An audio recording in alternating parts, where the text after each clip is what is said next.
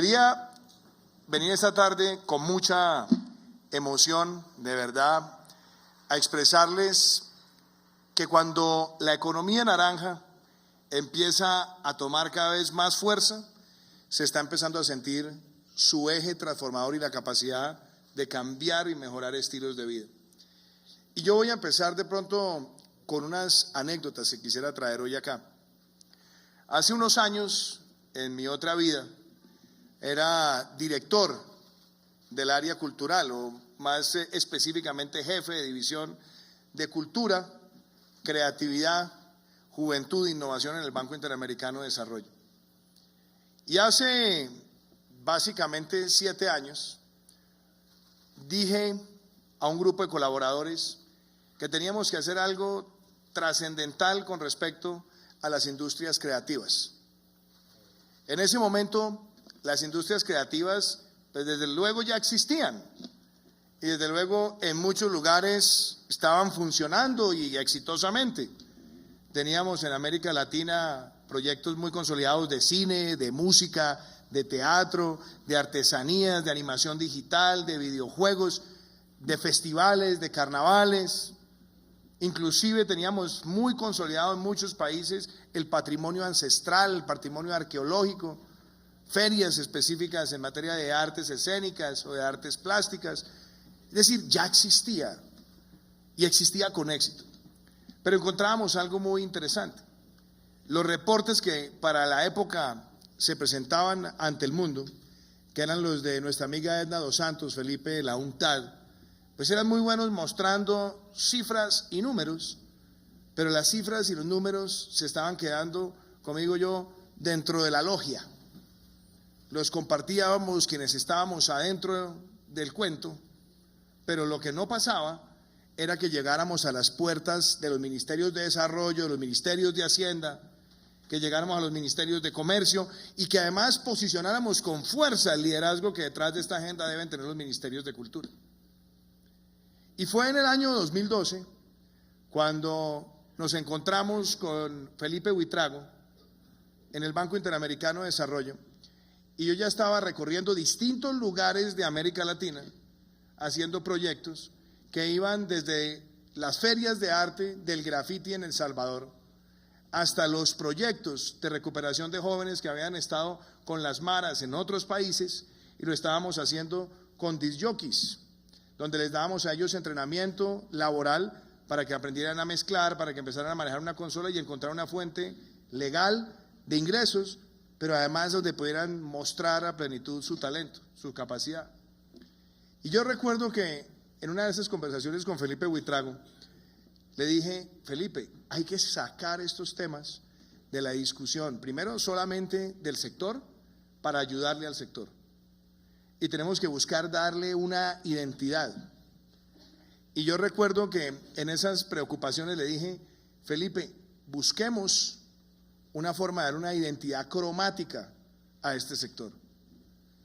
Y esa es una de las anécdotas quizás más divertidas, porque en un fin de semana largo le dije yo a Felipe Buitrago, bueno, vaya pensando cuál es el color que identifica al sector, y yo también voy pensando cuál es el color que puede ayudar a identificar el sector. Ese fin de semana pues fue extenso y nos encontramos después del puente y le dije, ¿cuál es su color? Y me dijo el naranja. ¿Y cuál es el suyo? Le dije el naranja. Entonces me dijo, ¿y por qué el naranja? Y eso es interesante contarlo porque muchas veces me preguntan, ¿y por qué naranja? ¿Por qué no verde? ¿Por qué no azul? ¿Por qué no otro color? ¿Qué encontramos nosotros? Encontramos con que los monjes sadú utilizaban el color naranja como el color de la inspiración. Nos encontramos con que en las tumbas de Egipto se utilizaba un pigmento naranja que se llamaba rejalgar para ornamentar las fiestas de la inspiración. Y eso servía obviamente para que en el adorno estuviera presente la cultura, con la idea de que las almas después de trascender pues seguían evocando los momentos más felices. Nos encontramos con que, por ejemplo, en las fiestas que se llamaban el Día de Todas las Almas, en inglés el All Hallows Eve, utilizaba también el color naranja como color de inspiración. Nos encontrábamos con que, por ejemplo, los toltecas también utilizaban pigmentos naranja para ilustrar el impacto de la música en sus entornos. Y así fuimos encontrando mil y un razones para darle la identidad, y decidimos nosotros en ese momento publicar el libro La Economía Naranja, que fue publicado en el año 2013 en el mes de octubre. Es decir, estamos casi que próximos a cumplir 6 años desde el lanzamiento del libro. ¿Y qué dijimos? Hagamos un libro que invite a la creatividad. Trabajamos con diseñadores gráficos, hicimos un libro sin párrafos, un libro que se puede abrir en cualquier lugar, que puede invitar al lector a hacerse la idea de por qué este sector es tan importante. Y una de las cosas que fue más contundente es que nosotros decíamos, en un país como Colombia, el impacto que tiene en el Producto Interno Bruto, esa conjugación de sectores donde está el patrimonio ancestral, festivales, carnavales, gastronomía, museos, centros arqueológicos, donde están las artes visuales, fotografía, pintura, escultura, digitales y otras, las que encontrábamos también en artes escénicas, teatro, danza, zarzuela, ópera y demás, en los medios, radio, televisión, cine, impresos, digitales, y en las creaciones funcionales como la arquitectura, el diseño, la animación, la publicidad, la sumatoria de todos esos sectores, en el caso de un país como Colombia, puede ser casi el doble del aporte al PIB que tiene un sector tradicional como el café. Y puede llegar a ser casi tan grande como el sector de la minería. Es decir, estamos hablando de un sector bien importante. Pero con la publicación también invitamos a los sectores a que se vieran todos como un gran sector. Porque una de las cosas que habíamos identificado para ese momento en muchas de las investigaciones que se habían hecho en distintas ciudades era que los de gastronomía no se hablaban con los de las artes escénicas. Los de las artes escénicas no trabajaban con los videojuegos. Los de los videojuegos no les gustaba tener ninguna conversación con los de la arquitectura. Y entonces quedaba como una conversación fragmentada. Y fue la primera invitación en que el sector se viera como un todo e invitara a que toda la sociedad se diera cuenta que ahí teníamos un motor económico, que ahí ya teníamos un mecanismo de generación de empleo y que teníamos también un mecanismo muy importante para empoderar a los artistas para que tuvieran además generación de fuentes de ingreso permanentes, protegiendo y reconociendo su propiedad intelectual. Ese esfuerzo fue muy, muy importante, pero fue más importante cuando nosotros decidimos llevar la conversación ya a las políticas públicas. Y ahí surgieron las famosas 7 ideas, que las vean ustedes ahora: información, instituciones, infraestructura, industria, integración, inclusión e inspiración. Un marco lógico para mostrar que se podía trabajar por el bienestar de un sector que tenía que convertirse en un sector protagónico del desarrollo. Vino el año 2014 y yo decidí regresar a Colombia. Llegué al Senado de la República y dije, vamos a sacar adelante una ley naranja. Y esa era una tarea todavía más compleja porque teníamos que hacer además la pedagogía, hablar del sector integral. Y yo quiero además hacer acá un reconocimiento a las personas que cuando esa conversación empezó, ayudaron a propiciar el encuentro de todos los sectores. Y doctora Jimena, yo le agradeceré siempre que usted, tan pronto presentamos esa iniciativa, usted nos ayudó a sentar a todos los sectores y lo que parecía prácticamente imposible se logró. Y fue que los sectores vieran representados que necesitábamos ese marco integral de una política que los invitara, que los viera además desde el emprendimiento, pero también desde la gestión, que buscara la protección de los artistas, la defensa de la propiedad intelectual y que nos permitiera a nosotros medir de manera clara para poder tomar las decisiones de política pública. La ley surgió y después, con la posibilidad de llegar a la presidencia, de hacer una campaña, y en eso agradezco mucho al doctor Luis Guillermo Echeverry, que está hoy aquí, que me acompañó no solamente como el gerente de esa larga campaña, sino que además nos ayudó a que en todo el territorio estuviéramos invitando a jóvenes de la economía naranja para que de alguna manera, sin tener que vincularse políticamente, entendieran que esto no tiene un color partidista, sino que es una invitación al emprendimiento y a que el arte y la cultura sean protagonistas de las políticas de desarrollo. Así fue como empezamos a construir.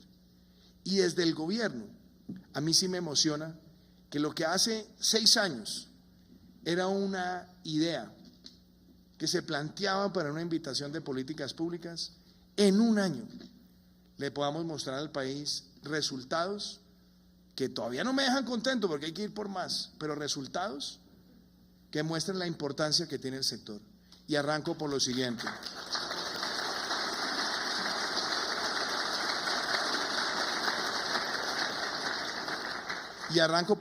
Y felicito además a nuestra ministra Carmen Vázquez, porque en un año, fíjense lo que ha ocurrido.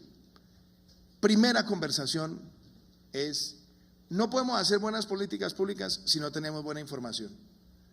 Y no tenemos buena información si realmente no llegamos a tener todos los registros e invitar a todos los sectores. El DANE lanzó la primera cuenta satélite de cultura y economía naranja, es decir, ya se integran todos los sectores, y eso nos muestra no solamente el impacto, sino cuántas empresas se están creando, dónde se están creando, cuánto están exportando, cómo están exportando, cuánto sobreviven, cuánto duran, y adicionalmente qué podemos hacer para fortalecerlas. Esa información salió este año con el primer reporte. Ese nos va ayudando en el capítulo de la información. Pero lo segundo eran las instituciones. Y aquí hay algo revolucionario. Normalmente los ministerios de cultura en la mayoría de países terminan siendo una especie de cenicienta en las políticas públicas, porque cada vez que viene algún tipo de choque, es el ministerio que termina desplazado en segundo plano. Es el ministerio que le queda más difícil movilizar recursos transversalmente, y es el ministerio que tiene menos capacidad de convocar al resto del gabinete a coordinar. Así eran muchos de los países después de la experiencia que yo había tenido en el BID. Aquí hicimos algo que fue transformacional: crear el Consejo Nacional de Economía Naranja, presidido ¿por quién? Por el Ministerio de Cultura. Y no pueden ser delegado, sino máximo a nivel de viceministros. Y ahí está el Ministerio de Hacienda, ahí está Planeación Nacional, ahí está el Ministerio de Educación, ahí está el Ministerio de las TIC, ahí está el DANE, ahí está Impulsa, ahí está el Ministerio de Comercio, ahí está el SENA, a todos para articular una visión de Estado liderada por el Ministerio de Cultura. Y debo decir, presidida por el presidente de la República, porque he presidido todas las sesiones del Consejo Nacional de Economía Naranja.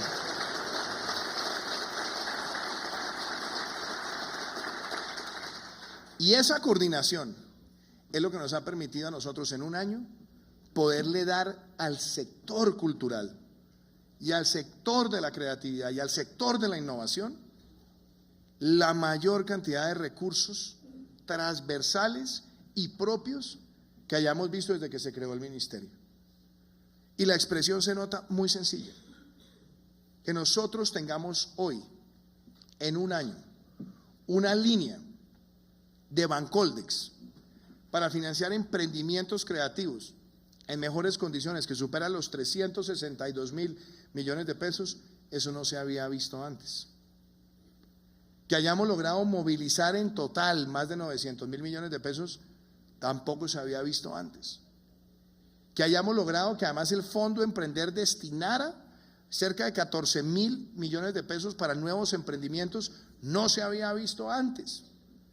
Y le agrego además el liderazgo tan importante de Impulsa, nuestra incubadora y nuestra aceleradora empresarial, donde con el liderazgo y el apoyo del doctor Ignacio Gaitán hemos logrado formar y ayudar a que más empresas del sector empiecen a ser atractivas tanto para fondos de inversión como para recursos de cooperantes, y ayudarlas a crecer y expandirse. Y al doctor Javier Díaz, que es el presidente de Bancoldex, ver cómo rápidamente hemos ido llevando los créditos al sector. Yo creo que eso es un logro muy importante de esa articulación institucional. Pero ¿qué me motiva además de esto? Que así como hemos hablado de información y estamos hablando de instituciones, hablemos de infraestructura. La infraestructura cultural, porque claro, Bogotá tiene un privilegio, Raúl. Bogotá representa el 50% del Producto Interno Bruto creativo de Colombia. El PIB creativo de Bogotá es muy fuerte y Bogotá lo ha entendido. De hecho, yo pude ver la transición de mi buen amigo el alcalde Enrique Peñalosa, de empezar siendo un incrédulo a ser hoy un gran promotor de la economía naranja, y yo lo celebro porque el alcalde entendió tanto el peso del sector que el alcalde mismo vio en la infraestructura cultural una oportunidad. Y el caso más diciente es el distrito creativo del Bronx, donde nosotros vamos a ver un lugar de la ciudad que antes estaba capturado por el microtráfico, convertirse en el lugar de la cultura, de la mentefactura y de la innovación en la ciudad. Esa es una apuesta por la infraestructura cultural.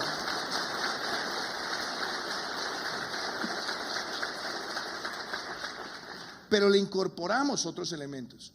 Y es que muchas ciudades pequeñas, de pronto no tienen la capacidad inmediata de tener o el gran teatro o el gran centro de eventos o la biblioteca o el museo, pero por eso también se habilitó la figura de obras por impuestos para hacer las inversiones en infraestructura cultural. Y esto va a permitir que en el país tengamos más museos, más centros de conciertos, más bibliotecas, más espacios donde los creativos y los gestores culturales se encuentren. Esa es una transformación. Que la acompaña también, ¿qué? Findeter lanzó el programa Colombia Reactiva, se reactiva la economía en Colombia, y en Colombia Reactiva incorporó un programa de créditos en muy buenas condiciones de plazo y tasa, más el acompañamiento técnico para hacer esa inversión en infraestructura cultural.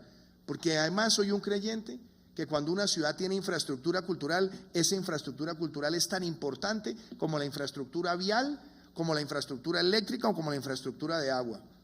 Y lo que Bogotá ha hecho, también promoviendo los centros de felicidad, y yo quiero felicitar a la secretaria, porque realmente lo que ustedes han venido haciendo para esa promoción de la economía creativa es realmente ejemplar. Sumándole que hoy Bogotá ya tiene una programación cultural lo suficientemente rica que está convirtiendo a Bogotá como una de las ciudades de Sudamérica más atractivas para el turismo cultural. Y eso es gracias a esa inversión en infraestructura. Así que eso también es una realidad.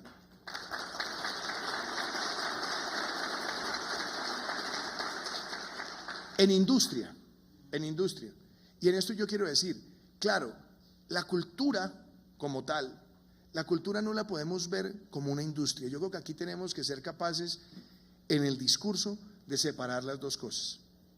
La cultura, el patrimonio, la tradición, los saberes ancestrales, tenemos que protegerlos, acompañarlos, estar en ese sentido protector para su preservación. Para que no se entienda que cuando nosotros hablamos de industria es que se quiere comercializar cualquier tipo de saber o cualquier tipo de noción de la cultura. No, esa no es la idea. La idea es que mantengamos esa protección, pero al mismo tiempo vayamos permitiendo que los gestores y los creadores también vayan encontrando los caminos sostenibles de ingreso. Entre otras cosas, porque ahí es donde nosotros primero podemos también proteger a muchos de los grandes patrimonios. Y ahí hago menciones puntuales. Nos encontramos, así como tenemos glorias del deporte, tenemos grandes glorias de la cultura que se han quedado muchos en el olvido e inclusive sin protección para la vejez. Y en ese sentido de proteger lo que es, sí, industria, pero al mismo tiempo el bien patrimonial, lanzamos ese programa para extender los beneficios económicos periódicos a los creadores y a muchos de los íconos culturales del país que estaban en situación de vulnerabilidad. Atender ahí. Pero pensando también en que estamos en un mundo de mentefacturas. Y me decía eso el otro día una persona que me visitó en la Casa de Nariño hablando sobre los artesanos. Yo le decía, las sociedades y las sociedades de hoy tienen que ser capaces de dejar de ver al artesano como alguien que está haciendo manufactura y que se le paga simplemente o por la pulsera o por el sombrero o por la hamaca, y siempre se está regateando y se está viendo es como una producción en serie. La verdadera transición, como se lo dije yo a la persona que me visitó, es que hay que buscar que haya una transición del artesano al artista. Y eso es diseño, eso es denominación de origen, eso es protección de los saberes ancestrales, pero también saberlo valorar al momento de presentárselo a la sociedad y al mundo. Por eso también al equipo del Ministerio de Comercio que nos acompaña, y esa es una tarea pendiente, doctor Ignacio, nosotros tenemos que lograr sacar rápido el esquema de pequeños exportadores en el país, para que los artesanos que están vendiendo o sus vasijas, o están vendiendo sus azulejos, o están vendiendo sus dibujos, o están vendiendo sus pulseras, o sus sombreros, o sus trabajos en cañaflecha, puedan también exportar pequeñas unidades y puedan ser denominados pequeños exportadores y no tener que someterse a unos trámites que realmente le vuelven casi imposible esa distribución internacional. Esa es una de las tareas que también tenemos pendiente.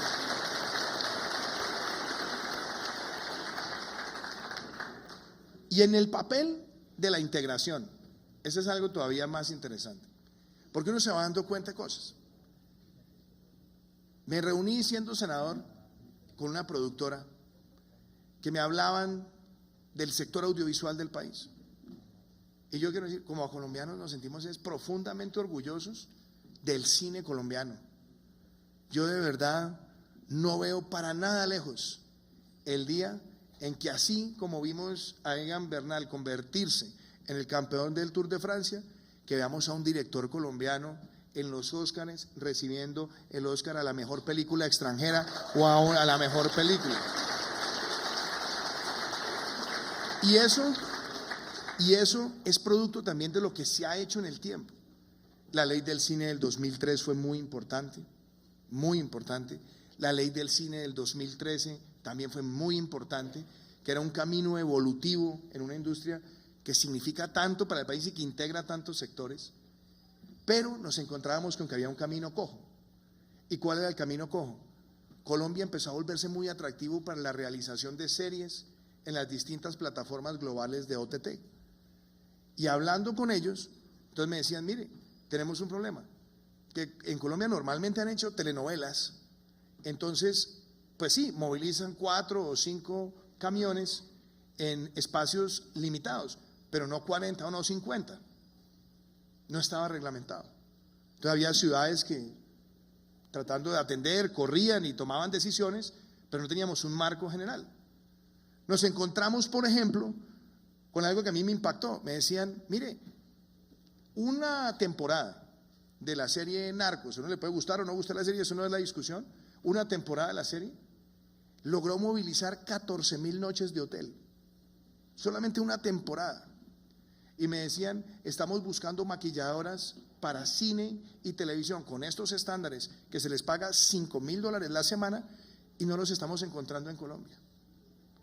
Entonces todo eso me iba aprendiendo a mí bombillos, que yo le dije a los equipos de gobierno, tenemos que hacer algo rápido para que Colombia siga posicionándose, y una de esas tareas era, ¿sabe qué? Los beneficios que ya tenemos para el cine, tratemos de extenderlos también a toda la cadena audiovisual. Y hoy Colombia tiene, gracias al Plan Nacional de Desarrollo, esa uniformidad, que los beneficios que han sido exitosos para impulsar la industria del cine, hoy los tiene toda la cadena audiovisual del país, y eso a Colombia lo está convirtiendo en un lugar más competitivo en el entorno regional. Y agréguenle otra, que también decidimos extender los beneficios a todos los sectores de economía naranja. Pero pasaba algo muy interesante. Yo me encontraba con emprendedores y me decían, vea, presidente, cuando nosotros estamos empezando es cuando realmente nos toca pasar aceite. Entonces le decía, ¿por qué? Me decían, porque muchas veces constituimos las empresas, todavía no hemos tenido una gran facturación y ya nosotros nos están empezando a llamar por la renta presuntiva. Venga para acá. Segunda, óigame esto. Segunda, me decían, los primeros 7 años son los años más duros, porque son los años donde no consigo el crédito fácil y cuando ya empiezo, si me va bien, me toca empezar a pagar tarifa plena de impuesto de renta. Entonces, en la ley de financiamiento, en la ley de reactivación económica, lanzamos una iniciativa y es 0 impuesto de renta durante los primeros 7 años, con un mínimo de inversión y un mínimo de empleados para activar el sector, y ese es un beneficio que no lo tiene ningún otro país de América Latina hoy para una industria como esta.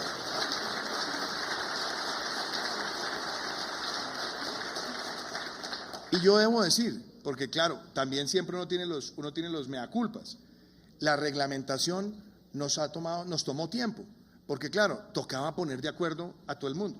Tocaba poner de acuerdo al Ministerio de Cultura, tocaba poner de acuerdo al Ministerio de Comercio, tocaba poner de acuerdo a la DIAN, tocaba poner de acuerdo a la industria para escucharla. ¿Por qué? Porque en esto, y yo voy a decir, uno de los dramas muchas veces que nos ha pasado en la regulación en Colombia es que nosotros regulamos por sospecha.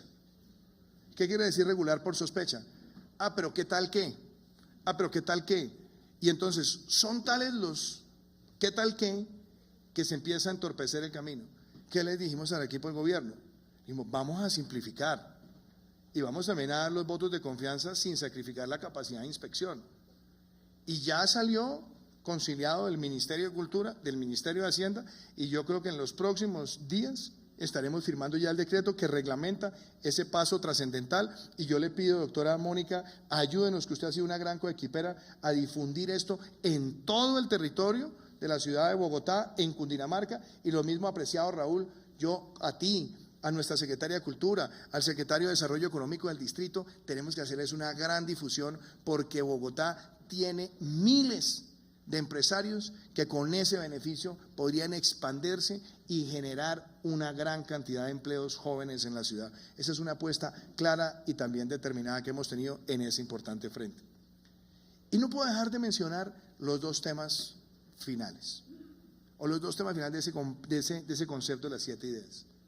Por un lado, la inclusión. Cuando hablamos de la cultura y cuando hablamos de la economía naranja, no estamos hablando de algo excluyente, todo lo contrario, tiene que ser cada vez más incluyente. Y cuando digo más incluyente, ¿a qué me refiero? Que este país tiene reservas limitadas de petróleo, reservas limitadas de gas, reservas limitadas de níquel, reservas limitadas de carbón, pero tiene reservas ilimitadas de talento. Y lo mejor de la historia es que es un talento que está totalmente democratizado en el territorio nacional. No es exclusivo del Pacífico, o de la Orinoquía, o de la Amazonía, o de la costa, o de la región andina, o del eje cafetero. Está en todas partes. Entonces, ¿qué es lo que nosotros debemos promover? Que cambiemos el chip. Y yo digo, cambiar el chip significa que cuando en una familia hay un joven que tiene talento para la música o el diseño, no le estén diciendo, ay, mi hijo, deje eso de hobby, sino que empecemos a tener la idea de que ese talento es capital humano en formación. Segundo, que también pasemos otra página, y es la página de creer que cuando hay alguien que tiene talento en la familia, le dicen, no, mire, mijo, siga con su talento, pero consígase un puesto en lo que sea. Porque claro, es mucha la premura y desde luego es mucha la presión en un país donde tenemos que generar empleo, que eso ocurra, pero lo que no podemos es perder las oportunidades de conectar ese talento con el empleo, donde ese talento se puede multiplicar en capital para la sociedad. Y ahí están las apuestas que también hemos tratado de definir. Una, el Fondo Emprender del SENA.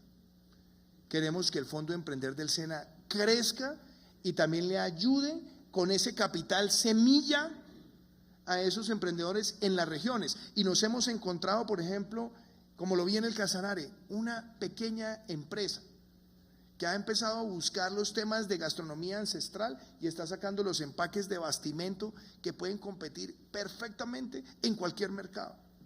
Pero claro, ¿qué necesitan? El capital semilla, que el INVIMA les ayude, que el ICA les ayude, y por eso la integración de las agencias para que esos emprendedores puedan avanzar. Dos, que el fondo impulsa, que nuestra incubadora, que impulsa como institución, también haga parte de ese ciclo del emprendimiento, que arranca muchas veces con ese capital semilla y después lo coge e impulsa lo que quiere es ayudarlo a que siga creciendo, pero impulsa solito no podía. Impulsa, además, debo reconocerlo, es de las grandes cosas que logró concebir el gobierno anterior. Y nosotros lo que queremos es multipliquémoslo, crezcámoslo, apoyémonos en lo que funcionó para que sea todavía mejor para el país. ¿Y qué hicimos? Crear un fondo de fondos, el primer fondo de fondos de emprendimiento que tiene Colombia, donde hemos ido trayendo fondos extranjeros, fondos de donantes, ponemos unos recursos del Estado y eso nos permite identificar cuáles son esos emprendimientos. Donde tenemos el capítulo también para el sector naranja, para aportarles el capital semilla y ayudarlos a crecer. Y eso estoy seguro que nos va a permitir ver empresas creciendo a 2 dígitos y con la ayuda de Dios a 3 dígitos para que tengamos esas empresas en los sectores de valor agregado expandiéndose. Segunda apuesta, y me saludaba un amigo ahorita, me decía, yo soy de la Federación del Blockchain, aquí lo veo y lo saludo, porque también cuando estamos hablando de estos emprendimientos, cuando estamos hablando de economía naranja, de pronto aparecen unos hermanitos, y uno de los hermanitos son sectores de la cuarta revolución industrial, con los cuales el sector empieza a conectarse. Y a veces esto a veces cuesta explicarlo, porque ¿qué está ocurriendo en el mundo? Las industrias creativas crecieron como nunca en los últimos 12 años. En el año 2007, cuando Steve Jobs lanza el iPhone, él lanzó el iPhone mostrando un teléfono que dejaba de ser teléfono y que pensaba convertirse en muchas otras cosas. Revolucionó la industria de la música. Después entraron los competidores y por supuesto siguió revolucionándose. La fotografía por completo. ¿Cuántos de ustedes han vuelto a revelar fotos por aquí cerca? Una transformación que viene también con esos cambios. La literatura profundizó la lectura móvil y la lectura digital. Y adicionalmente abrió una serie de espacios para que las creaciones funcionales se muevan rápidamente. En lo que también empezó a ocurrir a partir de esos momentos que tenía que ver con los fenómenos de redes sociales donde estamos compartiendo contenidos originales en solo 12 años. ¿Qué quiero decir con esto? Que cuando nosotros estamos hablando de economía naranja, también tenemos que estar hablando de conectividad y movilidad, de internet de alta velocidad, para que los diseñadores gráficos que puedan estar en el Caquetá o en el Casanare puedan desde allá vender sus productos en San Francisco, puedan tener la velocidad de descarga para poner sus documentos y puedan también conectarse con el mundo. Esa es la gran apuesta también de la ley de las TIC, que nosotros al año 2022 tengamos un país con un 70% de cubrimiento de banda ancha de internet de velocidad para que también el país se conecte y permita que las industrias creativas se conecten. Otro logro que hemos logrado en un año de gobierno. Y nuestra apuesta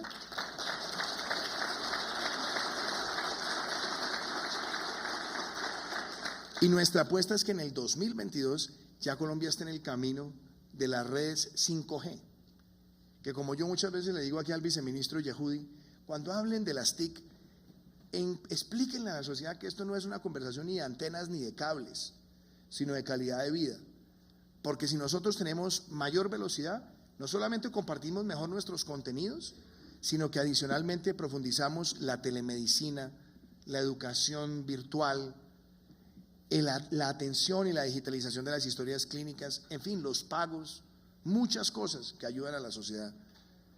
Y lanzamos el Centro de la Cuarta Revolución Industrial, que tiene sede en Medellín, donde estamos destinando el estudio de blockchain, el Internet de las cosas y la inteligencia artificial. Hermanos que se van encontrando con las industrias creativas por el bien del sector. Todo esto está ocurriendo. Y entonces, aquí viene la invitación que yo quiero hacerles a todos ustedes. Yo siempre he creído una cosa, y es que la cultura, la creatividad, el patrimonio ancestral no tiene ni debe tener color político ni color partidista. Esto es algo que nos tiene que unir a todos, así como nos tiene que unir el deporte, así como nos tiene que unir ver a nuestros campeones triunfar y tratar de ayudar en lo que se pueda con las ligas, con las capacitaciones, con los entrenamientos, con todo, para que ese talento que es natural, espontáneo, propio, se multiplique. Tenemos que hacer lo propio también con la cultura. Yo de verdad, doctora Mónica, yo quiero expresarle a usted no solamente mi admiración, sino mi gratitud. Y también se lo quiero hacer esa mención aquí a María Paz en el lado de la cámara. Porque cuando uno ve lo que es hoy Arbo no solamente es una feria o una especie de gran galería en la ciudad, de convertir a Bogotá en una gran galería, sino que se convirtió en un camino de oportunidades. Artistas plásticos hoy presentan sus obras, y lo que antes se demoraba 10 años en posicionarse y que el mundo los conociera, hoy puede suceder muy rápido. Y eso es porque Bogotá, con los gobiernos, con el gobierno distrital y gracias a la Cámara, ha entendido que la economía naranja es una realidad. Y lo que tenemos que hacer es multiplicarla y acelerarla por todo el territorio. Y yo nunca pretendo, y en eso quiero ser claro, jamás he pretendido que con la promoción de la economía naranja los artistas tengan que querer al presidente o militar con el presidente. No, yo lo que quiero es que esto sea una política de Estado que esté por encima del periodo presidencial, que se convierta realmente en una política pública, y que así como lo hicimos 80 años atrás, cuando dijimos vamos a apostarle como país al café, y después vamos a apostarle como país a la industria textil, o como después dijimos vamos a apostarle como el país al banano, o después a la palma, a cualquier otro producto, hoy nosotros digamos que como país tenemos que convertir a Colombia, como lo he dicho tantas veces, en el gran epicentro de la tecnología y de las industrias creativas y culturales en toda América Latina y el Caribe.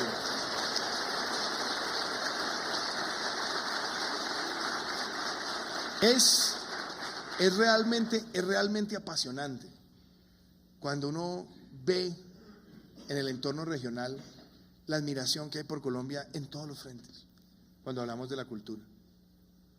La admiración por nuestros escritores, y cada vez tenemos más y mejores, por nuestros músicos en distintos géneros, así como lo hemos visto con Totola Momposina, o con Yuri Buenaventura, o como Herencia de Timbiquí, o como Chucky Town.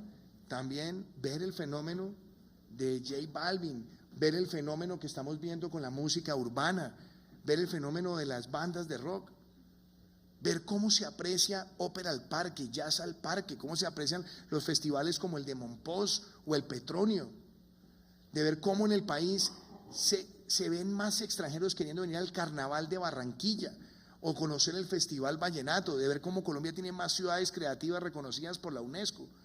Yo creo que este es el momento donde todos como país con una camiseta pongamos a la cultura y a nuestras industrias creativas en ese grado de protagonismo.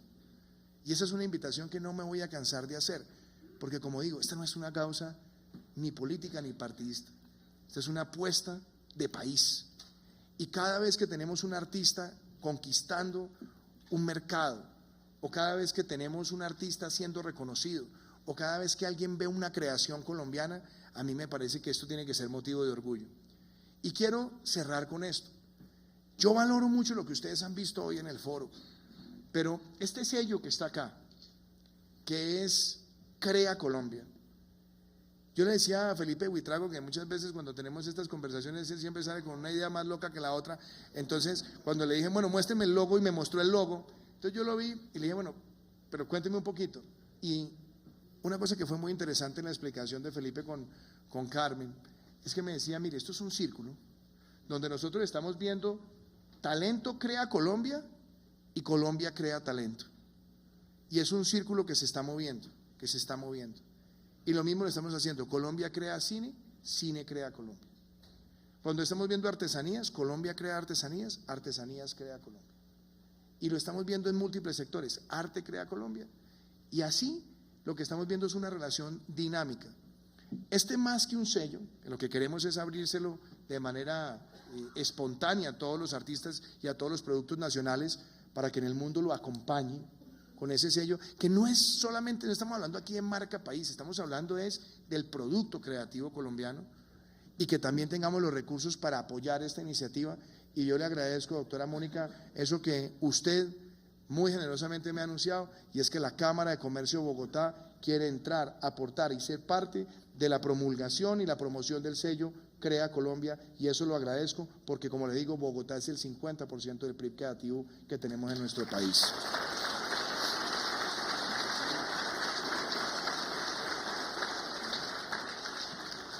Y yo quiero terminar diciéndole lo siguiente. Toda esta visión a mí realmente me motiva cuando vemos que lo que empezó como una respuesta y una idea de darle un color, de darle un sentido analítico a un tema que moviliza a la sociedad y que hoy tiene todas estas realidades, es que realmente cuando queremos construir somos capaces. Y yo lo que quiero es que los colombianos en esta agenda realmente pensemos no en el individuo, no en criterios políticos, sino que pensemos en cómo podemos realmente todos los días consolidar esa idea de Colombia, país creativo. Porque a mí me motiva cuando yo veo los inversionistas llegar a Colombia con sus ideas, los que quieren venir a disfrutar de la gastronomía, los que estaban en Colombia Moda hace unas semanas, los que han estado en la Feria de las Flores, los que han estado en los distintos festivales, los que están viendo que en Colombia hay una ventaja con el turismo, y que el turismo de Colombia tiene ese espíritu naranja que lo acompaña. Yo quiero cerrar con esto. Siempre he pensado que cuando un país pone a la cultura en el centro de la agenda de desarrollo, los países realmente progresan. Yo le decía, conversando eso el otro día a un gran escritor colombiano, que Vasconcelos en México fue el gran promotor de todo el sistema de bibliotecas. Y México entendió que la cultura había que llevarla por el mundo. Países como el Brasil también han seguido esa pauta. Tienen además sus centros educativos en otras ciudades. Tienen además una gran diplomacia cultural. Argentina de alguna manera también lo hizo. Pero yo creo que nosotros estamos en lo que yo llamaría la década de Colombia. Hoy Colombia es líder cultural en América Latina, y Colombia con su cine, con su literatura, con su música, con su diseño de modas, con su arquitectura, con la emoción, por ejemplo, que me dio ver a Rafael Gabasa, un arquitecto colombiano, trabajando en el estudio de Norman Foster en Londres, en una de las principales firmas de arquitectura del mundo, queriendo servirle al país. Tenemos ese talento regado. Yo cierro con una frase que invoco muchas veces. El famoso poeta Federico García Lorca, cuando fue a inaugurar la biblioteca en su pueblo natal, Fuentevaqueros, España, dijo que si él tuviera hambre, él pediría medio pan y un libro. Y él dijo, está buena la... pero óigame esto. Él dijo, si tuviera hambre, pediría medio pan y un libro, porque decía algo muy trascendental. Y él después se lo explicó a muchas personas. No hay peor hambre que el hambre de conocimiento que no se puede saciar. Nuestro reto hoy como sociedad es que nosotros realmente hagamos todo lo que esté en nuestras manos para poder democratizar el acceso a la cultura. Cuando hay un niño en el Casanare bailando joropo con su talento, y nosotros somos capaces de ayudar a que ese talento vea la ruta, cuando somos capaces de ver al maestro Murillo llegar con el Ballet Real del Reino Unido aquí al Teatro Colsubsidio, como lo pude ver hace unos días, uno siente un gran orgullo de patria. Cuando uno ve lo que está haciendo el Colegio del Cuerpo en la ciudad de Cartagena, cuando uno ve lo que está haciendo Delirio en el Valle, Ciudad Circo en Bogotá, cuando uno ve las asociaciones de artesanos, cuando vemos lo que está pasando todos los días con la denominación de origen en Tuchín, cuando se está realizando esa obra maravillosa que es un sombrero vuelteado, cuando nosotros estamos viendo cómo nuestras comunidades wayú están produciendo sus chinchorros y sus mochilas, nosotros realmente tenemos que darnos cuenta que si hay algo que distingue a Colombia es su cultura. Por eso a esos talentos hay que darle las oportunidades. Llegar, como lo está haciendo el Ministerio de Cultura, con las bibliotecas móviles a más lugares, con más bibliotecas para llegar a los distintos municipios, para que los niños también se inspiren en promover los festivales y los carnavales locales, es para que ese talento crezca. Yo realmente quiero decirles que esa apuesta es una apuesta de todos y es algo que nos une, porque yo no puedo entender cómo alguien no puede estar de acuerdo en que hagamos de la cultura un ente protagonista de nuestro desarrollo.